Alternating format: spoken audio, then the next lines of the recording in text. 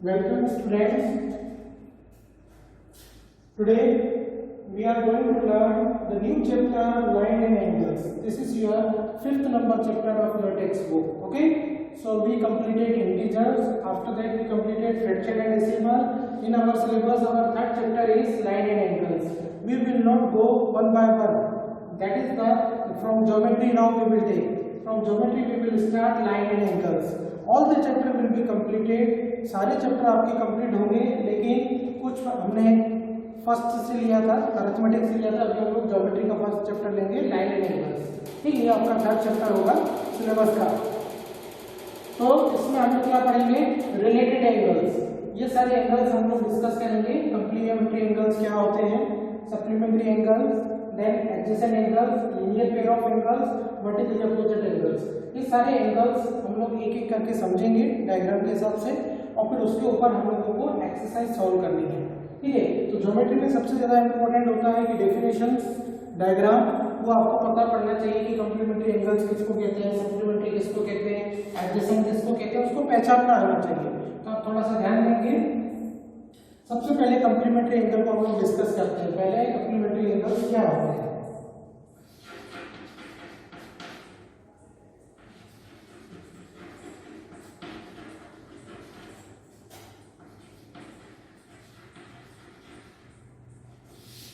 तो complementary angles क्या होते हैं? तो कंप्लीमेंट्री एंगल्स ऐसे एंगल्स होते हैं जिनका सम जो है कितना होता है, 90 डिग्री होता है.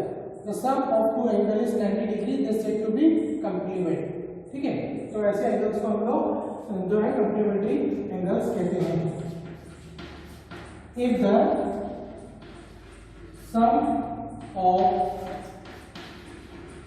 To angles is 90 degree, this said to be complementary angle. This said to be complementary angle.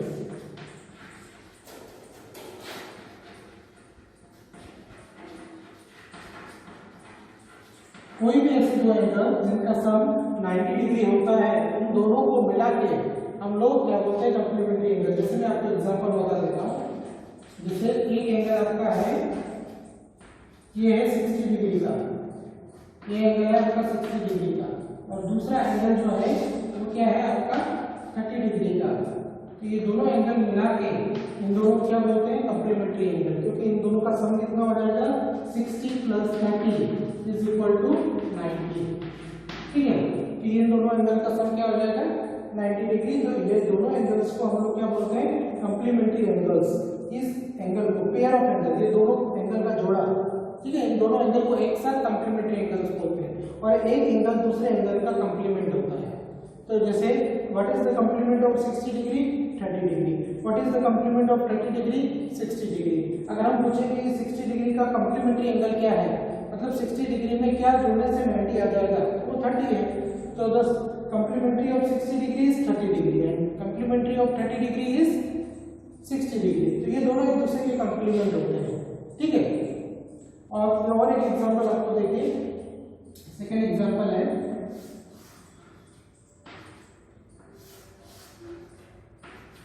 ये भी 45 डिग्री है और ये भी आपका 45 डिग्री. दोनों एंगल 45 डिग्री है, तो इनका सम भी क्या हो जाएगा, इक्वल कंप्लीमेंट्री एंगल. ये क्या है, 90 डिग्री. तो ये इक्वल कंप्लीमेंट्री एंगल्स है, ऐसे एंगल्स जिनका सम 90 डिग्री है और उनका जो है मेजरमेंट भी इक्वल है, 45 degree and 45 degree. So equal measurement के ऐसे दो एंगल जिनका सम 90 डिग्री है, वो दोनों एंगल भी क्या है, कंप्लीमेंट्री एंगल है. तो ऐसे बहुत सारे पेयर हो सकते हैं. 60-30 हो सकता है, 20 और 70 हो सकता है, 50-40 हो सकता है. ऐसे बहुत सारे एग्जांपल हम लोग ले सकते हैं कंप्लीमेंट्री एंगल्स के. तो ऐसे दो एंगल जिनका सम 90 डिग्री होता है, उनको हम लोग कंप्लीमेंट्री एंगल कहते हैं, और एक एंगल जो है दूसरे एंगल का कंप्लीमेंट्री होता है. तो हम लोग ऐसे बोल सकते हैं, here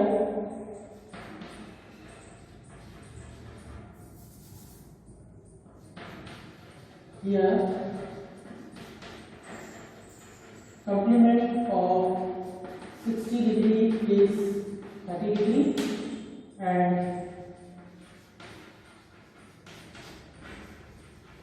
complement of 30 degree is 60 degree. इस तरह से हम लोग लिख सकते हैं।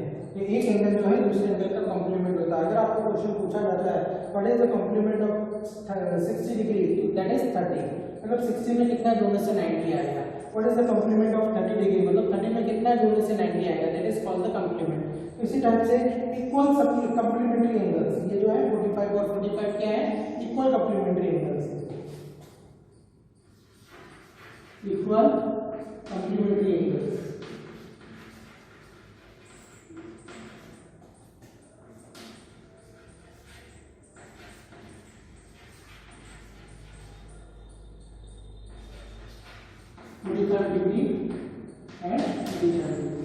ये इक्वल कॉम्प्लीमेंट्री एंगल से 45 डिग्री और 45 डिग्री, तो ये कॉम्प्लीमेंट्री एंगल है। तो आपको ये ध्यान में रखना है, ऐसे दो एंगल जिनका सम 90 डिग्री होता है उनको हम लोग कॉम्प्लीमेंट्री एंगल्स बोलते हैं।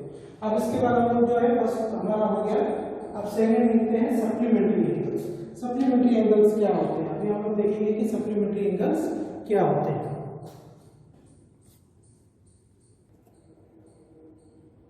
देखिए सेकंड जो है सप्लीमेंट्री एंगल्स। सप्लीमेंट्री एंगल्स क्या होते हैं, if the sum of two angle is 180 degree they said to be supplementary angles, उनको हम लोग सप्लीमेंट्री एंगल्स बोलते हैं। इसका एग्जांपल हम लोग ले लेते हैं, क्या हो जाएगा 110 में और कितना हो जाएगा 70, ठीक है, ठीक है, ये है 70। तो 110 और 70 इन दोनों को जोड़ने से आपका कितना आता है 180 आता है। तो ये क्या हो जाएगा आपका सप्लीमेंट्री एंगल्स हो जाएगा, ठीक है। सेकंड आप ले लेते हैं इसको, और एक एग्जांपल ले सकते हैं सप्लीमेंट्री एंगल्स का। अगर हम लोग ले लेते हैं कि आपका एक एंगल जो है देखिए 90 डिग्री है और दूसरा एंगल भी आपका 90 डिग्री है,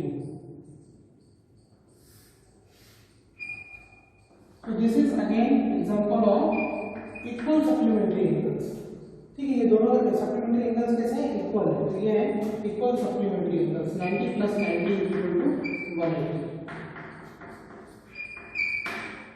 equal supplementary angles.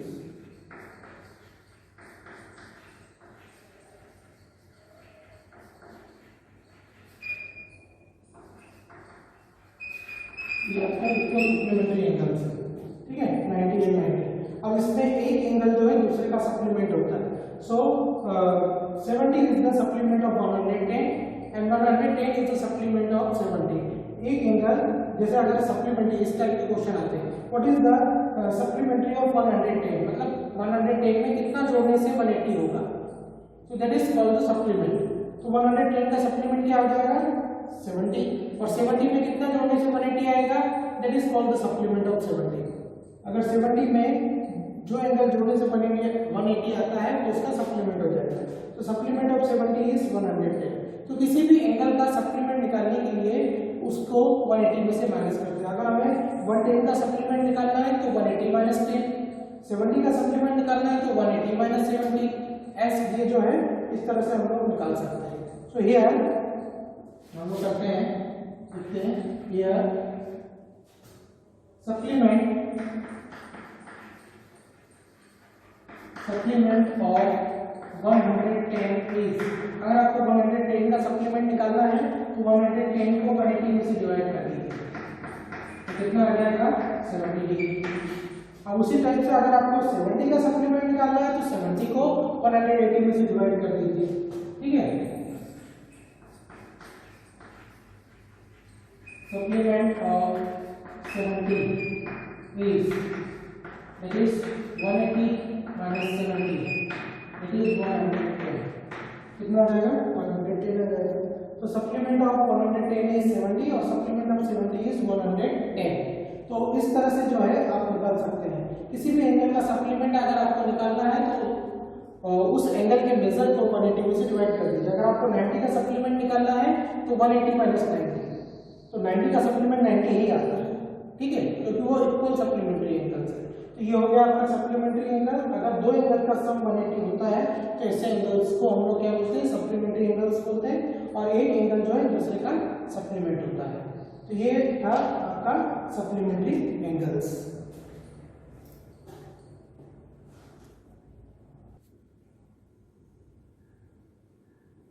Now third angle that we will discuss is adjacent angles. What is adjacent angles? Two angles are said to be adjacent. दो angles को हम लोग adjacent कहेंगे if वो किस टाइप के हो? They have a common vertex. ठीक है, ध्यान दो। अगर तीन चीजें उनमें है, दो एंगल एडजेसेंट एंगल्स होंगे अगर वो इन तीन चीजों को फॉलो करते हैं। पहला, दे हैव अ कॉमन वर्टेक्स, उनका एक कॉमन वर्टेक्स होना चाहिए। देखिए जैसे ये एक पहला एंगल है ए ओ बी, एंगल 1 नाम दिया है, और दूसरा एंगल है बी ओ सी जिसको हमने एंगल 2 नाम दिया है। ठीक है, तो एंगल ए ओ बी का वर्टेक्स क्या है? ओ है, जहां से दोनों रेज निकलती है, दोनों रेज जहां पे मिलती है वो उसका वर्टेक्स होता है। ठीक है, जैसे हमने इस तरह से लिखा ए ओ बी, अब ए ओ बी का वर्टेक्स क्या हो जाएगा? ये ओ, जहां से ये दोनों रेज निकल रही है, इनिशियल पॉइंट, वो उसका वर्टेक्स होता है। तो एंगल ए ओ बी का वर्टेक्स क्या है? ओ। और फिर अगर हम लोग बी ओ सी का वर्टेक्स देखें तो उसका भी वर्टेक्स क्या है? ओ। दूसरा हम लोग इस तरह से देखते हैं, देखिए ये आपका बी ओ और ये आपका क्या है? सी, बी ओ सी।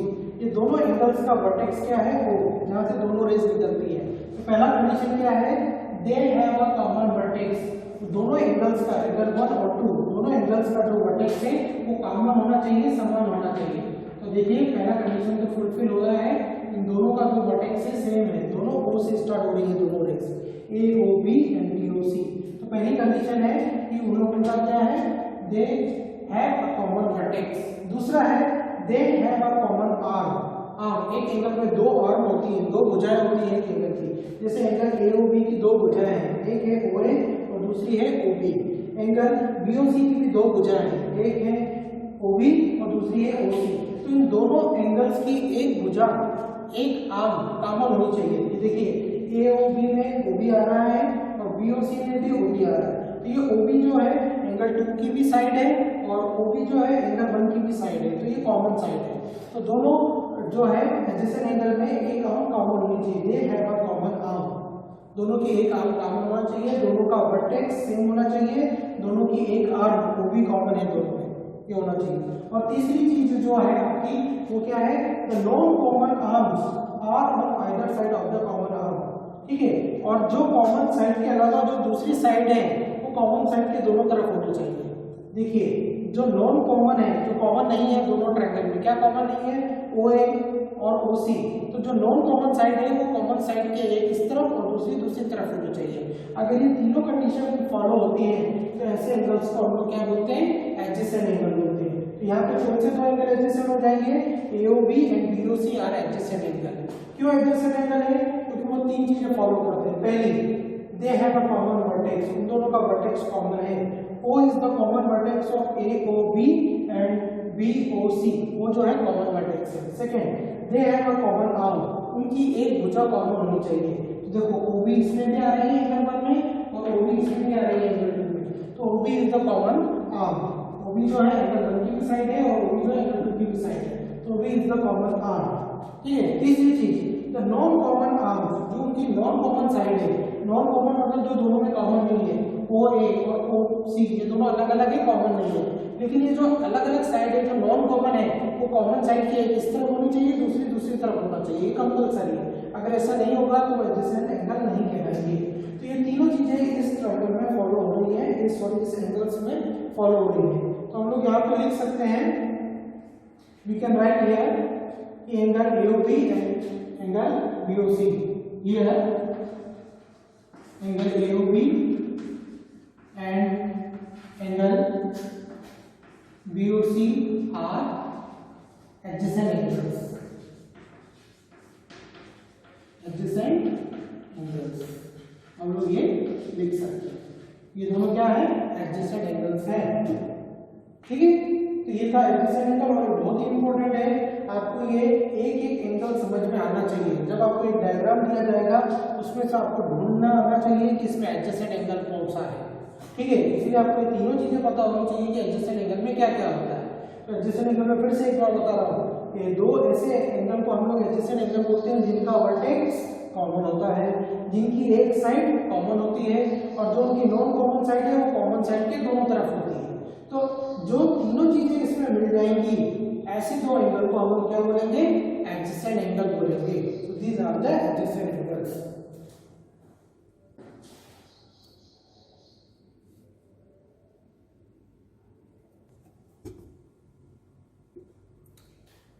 हाँ, the next important pair of angle is linear pair of angles।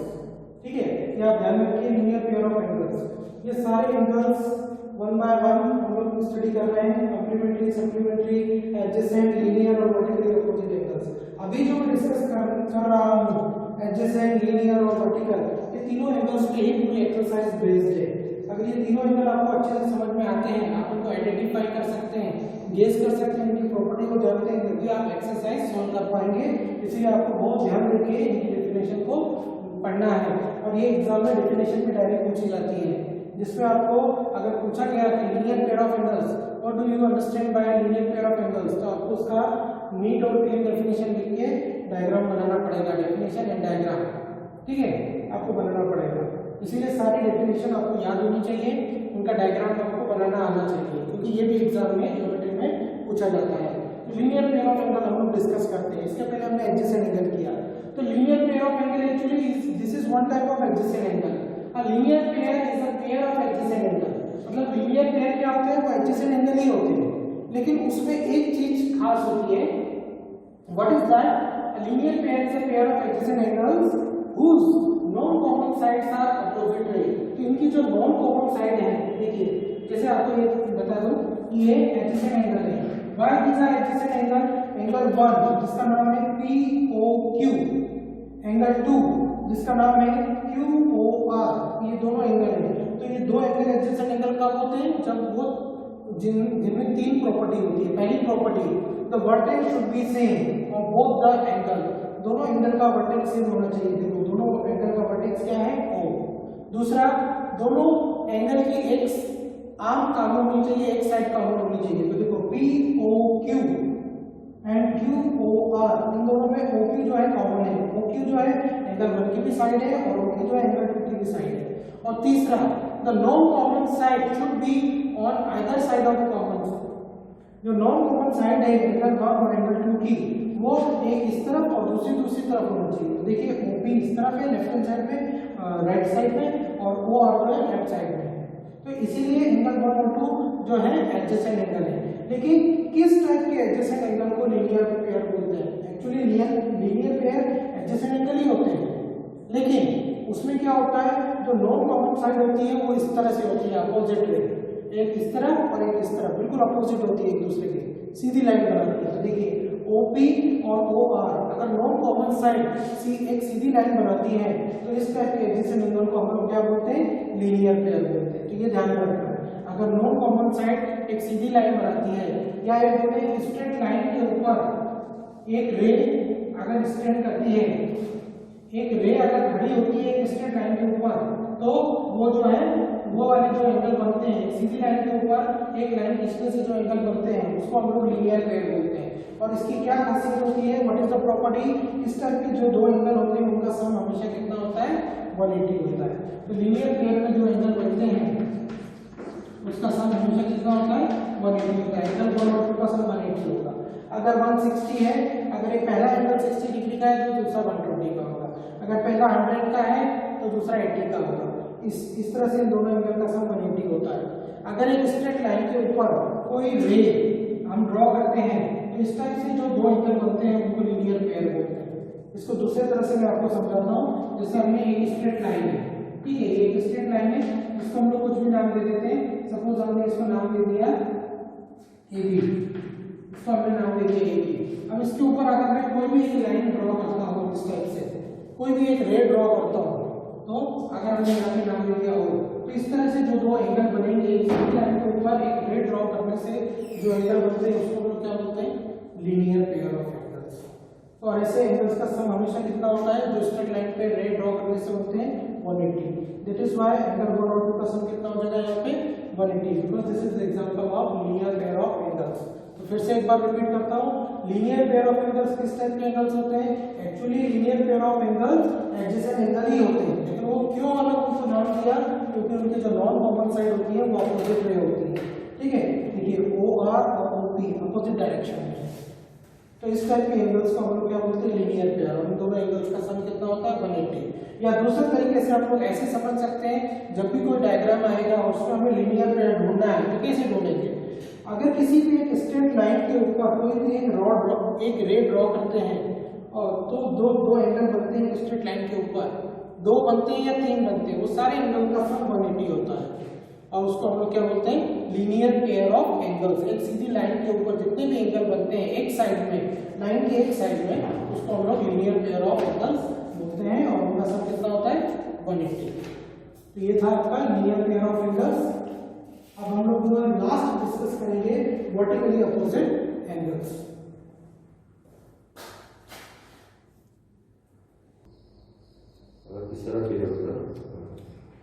Okay student, our fifth pair of angle is vertically opposite angles.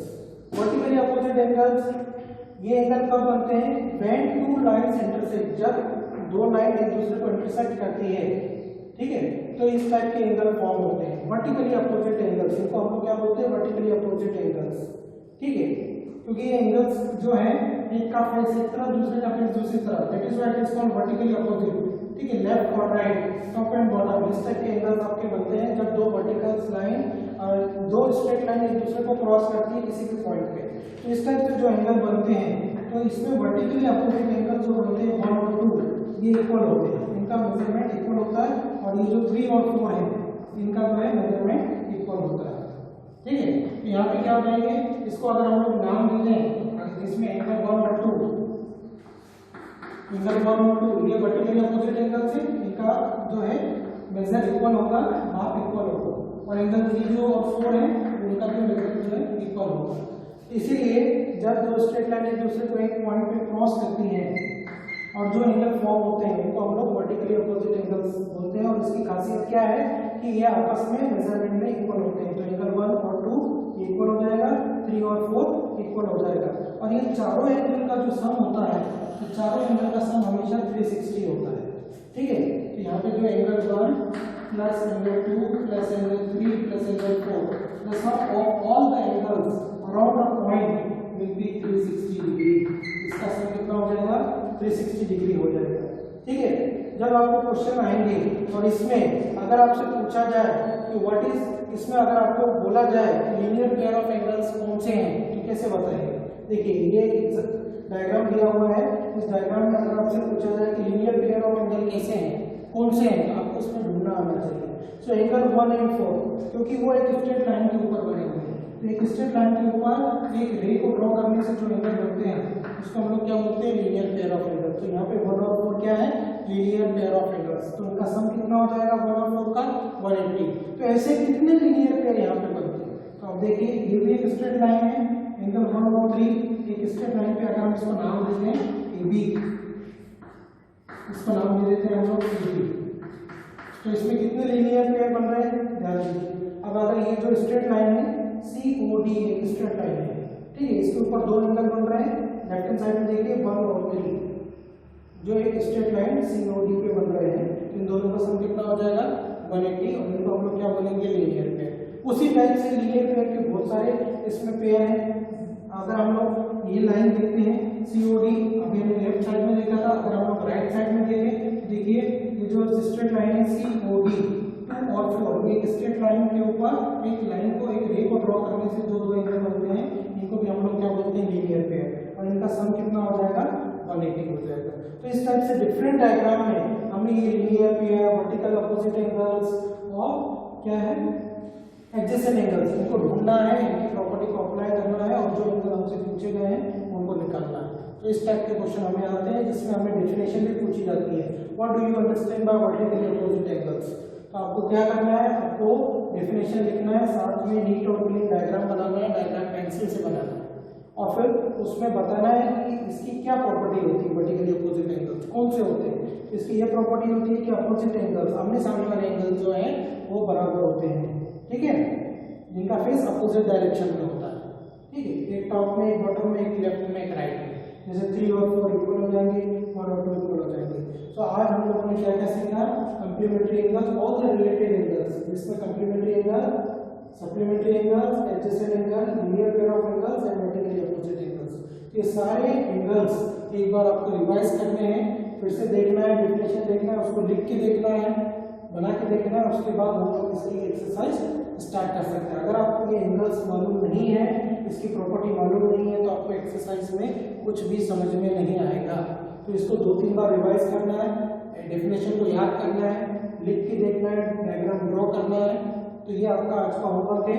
इसको आप एक बार वीडियो देखिए, उसको समझिए, उसके बाद उसको याद कीजिए और बिना देख के इसको एक बार अपने नोटबुक में, होमवर्क नोटबुक में इसको लिखना है और उसको व्हाट्सएप पे सेंड करना है। तो आज का आपका ये होमवर्क है। Okay student, thank you, have a nice day. Sir मला एक सांगा, आपण जे हे यूट्यूबवर अपलोड